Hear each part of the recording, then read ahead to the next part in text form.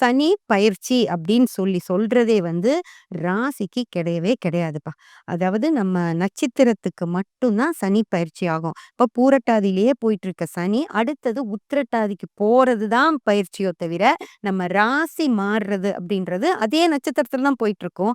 ஆனா, ராசின்ற அந்த 30 டிகிரிகளை கடக்கிறது தான் நம்ம ராசிக்காகிற பயிற்சி அப்படின்னு சொல்றோம். ஆனா, அந்த இடத்துல சனி வேற வேலை எதுவுமே செய்யாது. அந்த பூரட்டாதி நட்சத்திரக்காரர்களுக்கு என்ன செஞ்சுட்டு இருக்கோ, அதே தான் செஞ்சுட்டு இருக்கோம். வேற நட்சத்திரக்காரர்களுக்கு யாருக்குமே எந்தவித பலனையும் மாறுபட்ட பலன்கள் நடக்கவே நடக்காது. ஆனா, மீனத்துக்குள்ள போயிடுச்சு. ஏன் மீனத்துக்குள்ள போகுதுன்னா, பூரட்டாதி நட்சத்திரம் மீனத்தோட டிராவல் பண்ணிட்டு இருக்கனால, ம் கும்பத்துடைய அந்த 30 டிகிரிகள கடந்து மீனத்துக்குள்ள போகுது. ஆனா, பயிற்சி ஆகல. ஓகேங்களா? இது எப்படி நீங்க புரிஞ்சுக்கணும் அப்படின்னு சொன்னா, இப்போ பூரட்டாதியிலேயே போயிட்டுருக்கு. பூரட்டாதியிலேயே போயிட்டுருக்க சனி வந்து 4வது மாதம் 28ல உத்திரட்டாதிக்குள்ள போக ஆரம்பிச்சுரும்.